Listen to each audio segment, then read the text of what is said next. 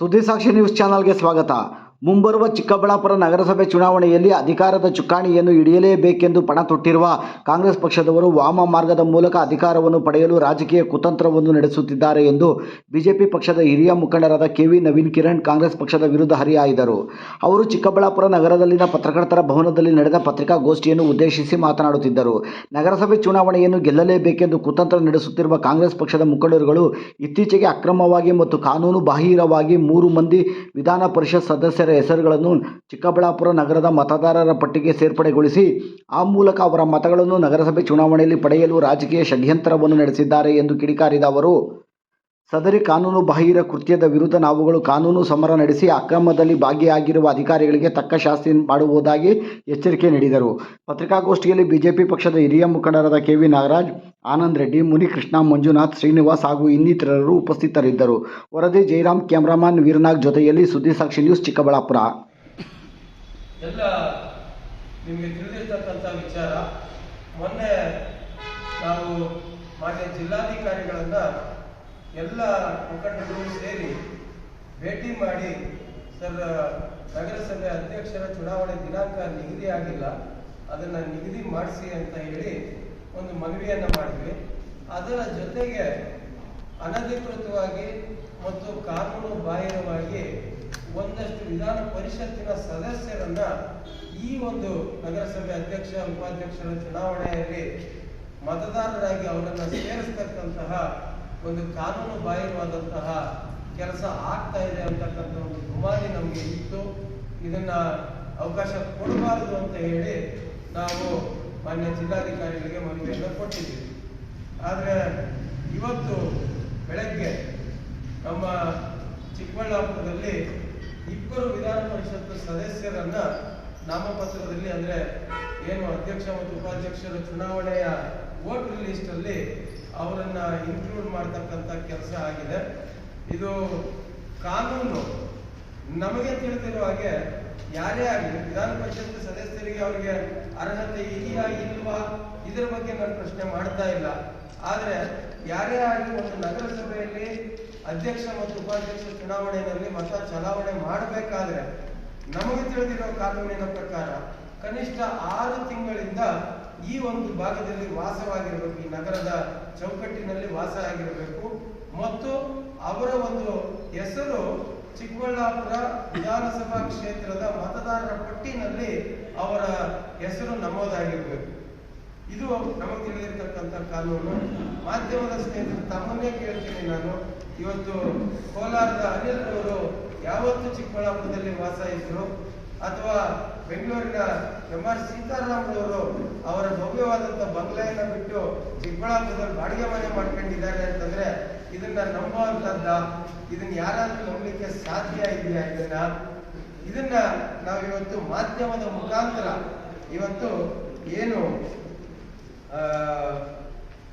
ನಮ್ಮ ಅನಿಲ್ ರವರನ್ನ ಚಿಕ್ಕಬಳ್ಳಾಪುರದ 28ನೇ ವಾರ್ಡಿನ 152ನೇ ಬೂತಿನಲ್ಲಿ ಇರ್ತಕ್ಕಂತಹ BLO ಆದಂತಹ ಎಂ ಮರಿಯಪ್ಪರವರ ಮೇಲೆ ಒತ್ತಡ ಹಾಕಿ ಅವರನ್ನ ಸೇರಿಸಿದ್ದಾರೆ. ಮತ್ತು ಇನ್ನೊಂದು ಕಡೆ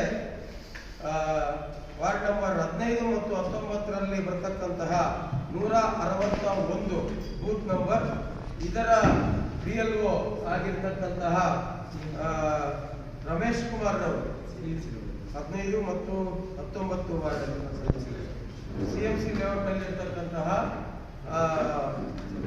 ಸದಸ್ಯರ ನಗರಸಭಾ ಸದಸ್ಯರ ಮನೆಯಲ್ಲಿ ಬಾಡಿಗೆಗಿದ್ದಾರೆ ಅಂತೇಳಿ ಅವರ ಒಂದು ಹೆಸರನ್ನ ಮತದಾರರ ಪಟ್ಟಿಗೆ ಸೇರಿಸಿದ್ದಾರೆ.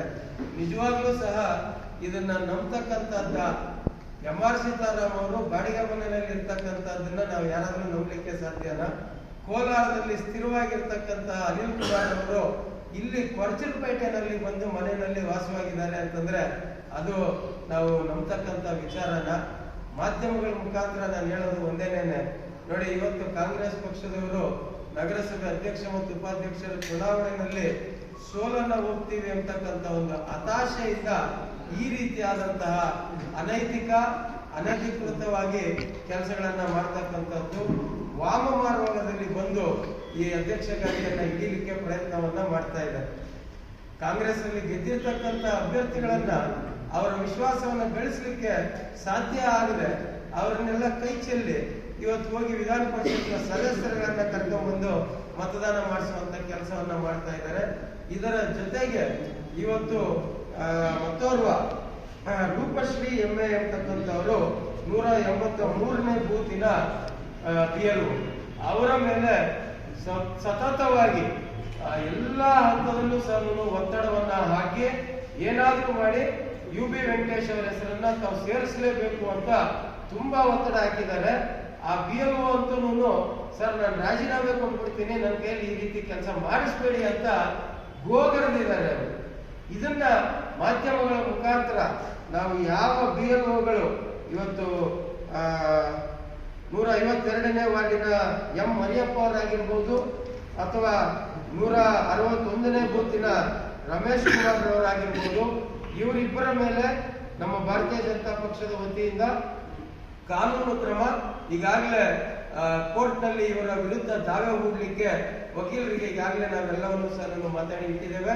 ಮತ್ತು ಇದನ್ನ ಒಪ್ಪಿರ್ತಕ್ಕಂತಹ ತಹಸೀಲ್ದಾರ್ ಆಗಿರ್ಬೋದು, ನಗರಸಭೆ ಆಯುಕ್ತರಾಗಿರ್ಬೋದು, ನಮ್ಮ ಉಪವಿಭಾಗಾಧಿಕಾರಿಗಳಾಗಿರ್ಬೋದು, ಜಿಲ್ಲಾಧಿಕಾರಿಗಳಾಗಿರ್ಬೋದು, ಇವರೆಲ್ಲರ ಮೇಲೂ ಸಹ ನಾವು ಕಾನೂನು ಪ್ರಕ್ರಿಯೆಯನ್ನ ಜರುಗಿಸ್ತೇವೆ. ನಾವು ಮುಂದೆ ಅಮಾಯಕರಾದಂತಹ BLOಗಳು ಅವರ ಕೆಲಸವನ್ನು ಕಳ್ಕೊಂಡಕ್ಕಂತ ಒಂದು ಕಾರ್ಯ ಇದರಿಂದ ಆಗ್ತದೆ ಅನ್ನೋದನ್ನ ಒಂದು ಎಚ್ಚರಿಕೆಯನ್ನ ಮಾಧ್ಯಮದ ಮುಖಾಂತರ ನಾನು ಇವತ್ತು ಕೊಡ್ಲಿಕ್ಕೆ ಬಯಸ್ತೇನೆ. ಇನ್ನಷ್ಟು ವಿಧಾನ ಪರಿಷತ್ ಸದಸ್ಯರನ್ನ ನಮಗೆ ಈಗಲೂ ಗುಮಾನಿ ಇದೆ, ಇನ್ನೂ 3 ಜನ ವಿಧಾನ ಪರಿಷತ್ ಸದಸ್ಯರನ್ನ ಈ ಒಂದು ಇದಕ್ಕೆ ಸೇರಿಸಬೇಕು ಎಂಬತಕ್ಕಂತ ಒಂದು ಕಾರ್ಯ ಮಾಡ್ತಾ ಇದ್ದಾರೆ. ಹಾಗಾಗಿ ನಾನು ಎಲ್ಲ BLOಗಳಿಗೆ, ತಹಸೀಲ್ದಾರ್ ಅವರಿಗೆ, ನಮ್ಮ ನಗರಸಭೆ ಆಯುಕ್ತರಿಗೆ ಮತ್ತು ನಮ್ಮ ಉಪವಿಭಾಗಾಧಿಕಾರಿಗಳಿಗೆ, ಜಿಲ್ಲಾಧಿಕಾರಿಗಳಿಗೆ ಭಾರತೀಯ ಜನತಾ ಪಕ್ಷದ ವತಿಯಿಂದ ಇವತ್ತು ಮನವಿ ಮಾಡ್ತಾ ಇದ್ದೀನಿ ಮತ್ತು ಎಚ್ಚರಿಕೆಯನ್ನು ಕೊಡ್ತಾ ಇದ್ದೇವೆ. ಈ ರೀತಿಯಾದಂತಹ ಅನಧಿಕೃತ ಅನೈತಿಕ ವಿಚಾರಗಳನ್ನ ಸರ್ಕಾರದಲ್ಲಿ ಉದ್ಯೋಗಸ್ಥರಾಗಿರ್ತಕ್ಕಂಥ ತಾವುಗಳು ಮಾಡಿದ್ದೇ ಆದ್ರೆ ಅದು ಖಂಡಿತವಾಗ್ಲೂ ಸಹ ಕಾನೂನು ಬಾಹಿರವಾಗಿರ್ತದೆ. ಕೋರ್ಟಿನ ಕಟಕಟೆಯಲ್ಲಿ ಚೀಮಾರಿ ಹಾಕ್ಸ್ಕೊಳ್ಳೋದು ಅಲ್ಲದೆ ನಿಮ್ಮ ಉದ್ಯೋಗವನ್ನು ಕಳ್ಕೊಳ್ತಕ್ಕಂತಹ ಪರಿಸ್ಥಿತಿಗೂ ಸಹ ಇದು ಹೋಗ್ತದೆ ಅನ್ನೋದನ್ನ ತಮ್ಮ ಮುಖಾಂತರ ಎಚ್ಚರಿಕೆಯನ್ನು ಕೊಡ್ಲಿಕ್ಕೆ ಬಯಸ್ತೀನಿ. ನಾನು ನಿನ್ನೆ ನಮ್ಮ ಭಾರತೀಯ ಜನತಾ ಪಕ್ಷದ ತಾಲೂಕು ಕಾರ್ಯದರ್ಶಿಗಳಲ್ಲಿ ಒಬ್ಬರಾಗಿರ್ತಕ್ಕಂಥ ಶ್ರೀನಿವಾಸ್ ರವರು ನಗರಸಭೆಯಲ್ಲಿ ಒಂದು RTI ಅರ್ಜಿ ಮುಖಾಂತರ ಈ ಅಧ್ಯಕ್ಷ ಮತ್ತು ಉಪಾಧ್ಯಕ್ಷ